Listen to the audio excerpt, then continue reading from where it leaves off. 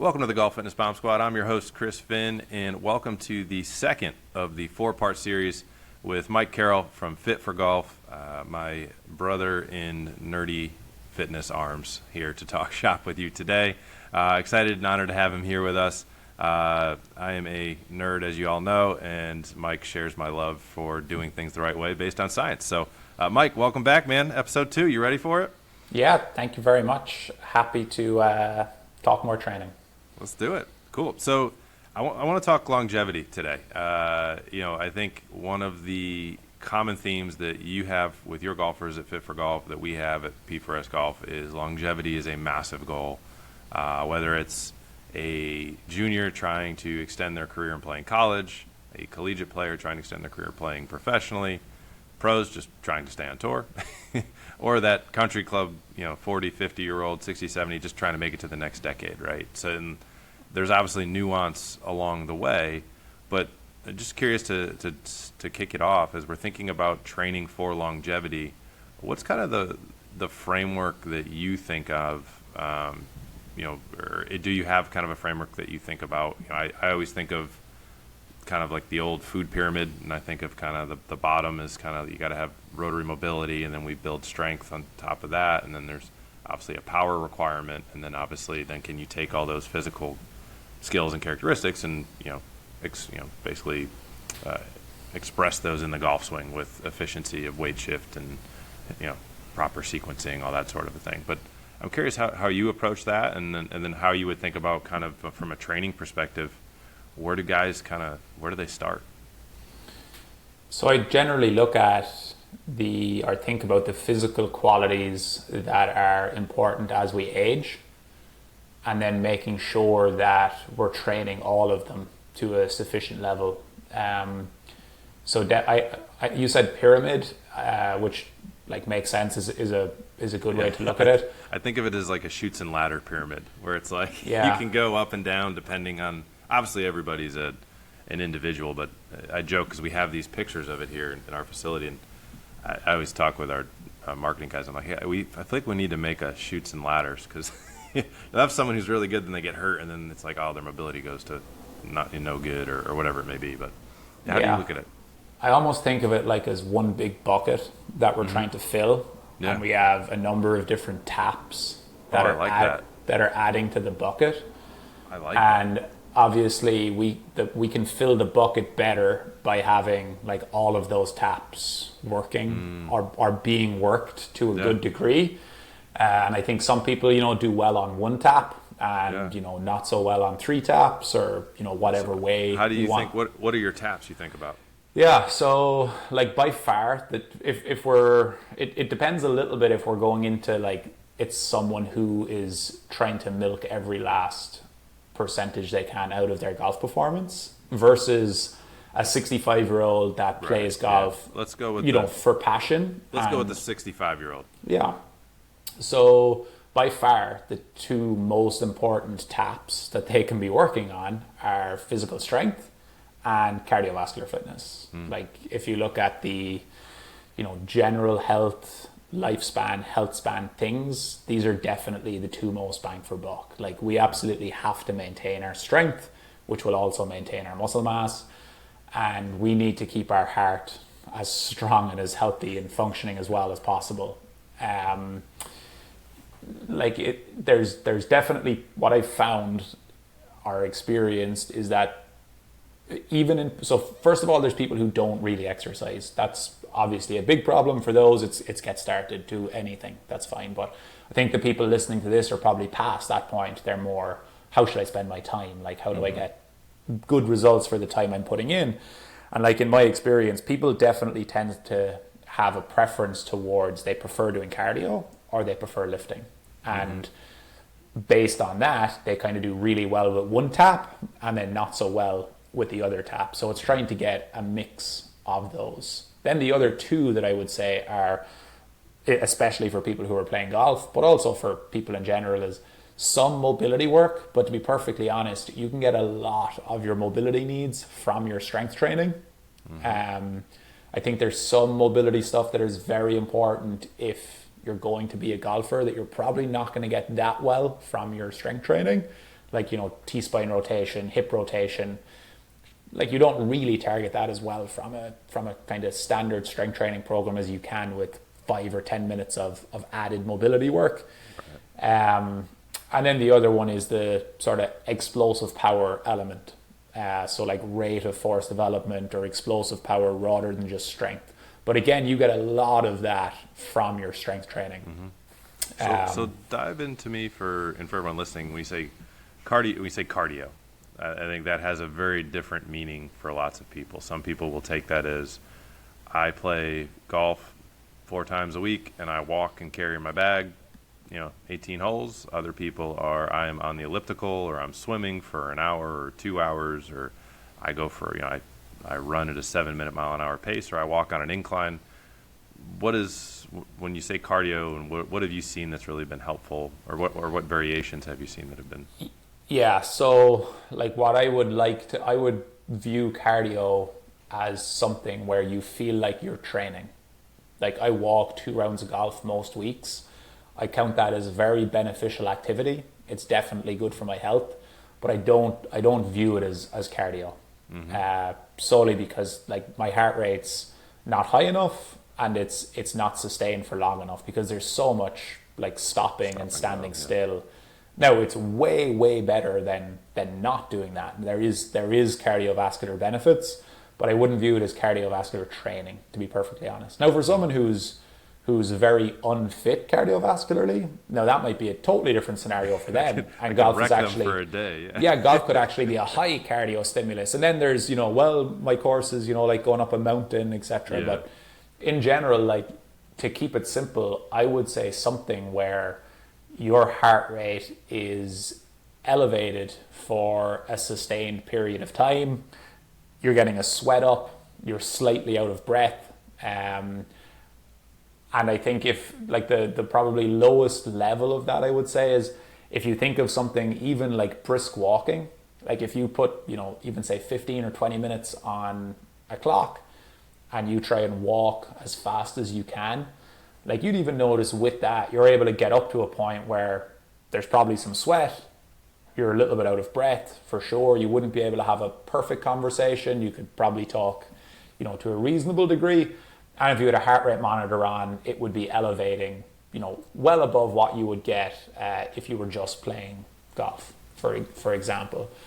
I try to keep cardiovascular recommendations very simple for the vast majority of people. It's definitely one of the things like that online. There's been, massive amounts of, I would say, like buzzwords or trends popping up, like which zone am I in, and trying to get super specific with where you are. I would say that for most people, the easiest way to think about it is try and have a mixture of cardiovascular exercise where you're going pretty slow and steady for sustained periods. For example, you might have 20, 30, 40 minutes or whatever it is at a pretty moderate intensity. So that could be like an incline walk or a brisk walk, a jog if you like jogging, a bike or stationary bike, elliptical, stairmaster, rower, whatever that may be. And then I think people should have some cardiovascular exercise where they're doing more interval style based, where they're still maintaining the ability to have very, very high outputs, recover from that and go again. That's less important if you're very deconditioned because you'll gain just as much fitness from doing the moderate stuff and it's probably a little bit easier entry level. But for people who are already training and have a decent base, I would say get a mix of some steady state and some higher intensity cardiovascular work. The way that I like to program it, this is personal preference. There's loads of ways you can program your training to suit you however you want. I like to do 3 gym sessions or weight training sessions per week, usually on a Monday, Wednesday, Friday. I use full body routines. I get some mobility work done in the warm-up. Then I do some jumping and med ball throwing or slamming or kind of explosive trunk and upper body work for that rate of force development or explosive capability. And then I go into a very kind of bog standard set of lifts, something like squatting and benching or deadlifting and pull-ups, and just change the exercises I'm doing on the 3 days. And then on the days in between, I do some cardiovascular exercise.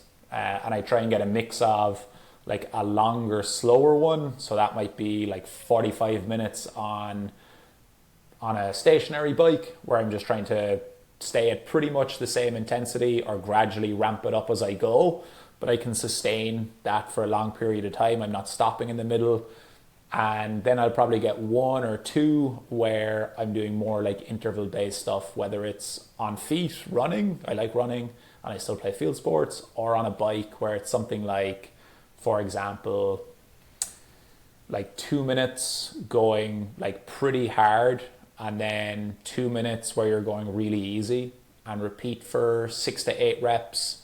There's a whole bunch of ways you can change that. You could do something like going as hard as you can for 10 seconds, rest for a minute, repeat for 10 to 12 sets. It really the depends. Net is that there's lots of ways to keep this interesting. Or 100%. And like, the big one I would say is just making sure that you're getting like frequent exposure to your heart rate being elevated, and hopefully having some way that you can track over time that you're making a little bit of progress, or at least staying where you are. Like VO2 max testing has gotten a lot of popularity online as like the key longevity measure, but like it's not the key longevity measure. It's just a way of measuring your cardiovascular fitness. So like you could basically, it's kind of like the equivalent of the grip strength for strength testing being the key indicator of longevity. Like it's not your grip, it's that stronger, healthier people have stronger grips, and it's just really easy to test grip strength, you know? That's the same with VO2 max. Like it's not the VO2 max number being 55 or 58 or whatever. It's, are you cardiovascularly fit, and how fit are you? So if you wanted to do something like, if you're a runner, keeping track of your 5 or 10K time is just as good. Mm-hmm. If you prefer to go on a rowing machine, you know, track how much distance you can cover in 10 minutes or 30 minutes or whatever you prefer to do. Basically have some way of measuring how well are my heart and lungs working, and keeping that as strong as you can over time. That's basically it. I love the idea of or just the visual of the different taps, and I think that's an important a simple visual for people to think about. And that I know once people hear this, they'll be messaging and being like, I need to do more cardio. I need to, and then the conversation I'm going to tell them back is, well, you told me you only have 2 hours a week to do everything, right? And so if they're going to say, oh, Mike said I need to do interval twice a week. I need to do a long one 3, and I'm like, yeah, well, dude, that's your 2 hours. It's gone. But now you're not using any of the other taps. So how do you balance that for that 65-year-old, right, who still needs the strength tap, still needs the mobility tap? Because I think that's obviously a challenge that a lot of guys listening have, right? So my bias is probably towards the making sure people are doing their strength work tap. The reason for that is there's no way of replicating the benefits and adaptations from resistance training kind of with anything else. At least with walking, with golf, maybe there's at least some replication of exactly it, or you can get people to just try and be as active as they can be throughout the day, and get 10,000 steps or something. Exactly. Get more steps in, make sure you get a couple of extra flights of stairs, even if it's up and down at home a few times, or whatever it may be. But there's basically no way to counteract the negative effects of not doing your resistance training by just trying to be more active. Like, it doesn't matter if you get your steps from 5,000 to 12,000 a day. It's making zero difference to the stuff that you get in from your resistance training. And neither do the 12-ounce drop set curls of the guys golfers are doing post round. That doesn't count either, guys. Yeah, exactly. But other than that, like if you can, so like in simple terms, or keeping it as simple as possible, something that I recommend a lot is try and make sure that you get at least your 2 or 3 kind of, say, strength training sessions in per week. Mm-hmm. And then if all you can do on top of that is walk as much as possible, you're going to be in a pretty good spot. Like it would be great if you could get in, a couple of 20 or 30 minute, bike sessions or ellipticals or, incline walks or whatever you like to do for getting the heart rate elevated further. But that's, going to come down to time and preference. But like long term, if you look at the two things that are going to dictate your health and fitness long term, like unless you get, we can all get unlucky with, a bad hand with disease or something like that. But how strong you stay and how cardiovascularly fit you stay are essentially what matters. Like 100%. That's basically it. Yeah. Yeah, I think the third one that I would throw in there from the just medical and just feeling well is the mobility. Like what Mike said, the 5 to 10 minutes a couple times a week just to keep, because with the strength training you will get trigger pointing or the hips are gonna tighten just if you're 50 plus, and so layering that in there, at least on a drip faucet consistently is definitely big. And like in my opinion, or like my programming, how I love to do that is just having it as the warm up for the strength training. Yep. Because if you tell someone like you're going to do your mobility work for 10 minutes in the morning, and then you need to find another time in the day, now it's like I got to work out twice. Like I'm not. They got to get changed twice, or they got to shower, whatever it may be. It's like, no, this is your. I basically get the mobility, the explosive strength stuff, and the strength stuff done together pretty much all the time. I love it. Yeah, just packaged it together. Exactly. And the mobility stuff too, like another time where that can be really well snuck in is anytime you're going to hit balls or play golf. Mm-hmm. Just start it with a 5-minute mobility routine, Yeah, love it. Cool. All right, guys, another quick hit one for you there. Hopefully you enjoyed that. I think Mike and I hopefully just added 10 years to your life, or at least 10 days. But as always, thanks for hanging out with us here, and stay tuned. We got this is number 2. If you didn't hear the first of the 4 in this series, definitely go check it out. We talked about core work and is it real? Is it necessary? Does it actually help you? Go check that out. And otherwise, stay tuned and look forward to talking with you guys more on the third one.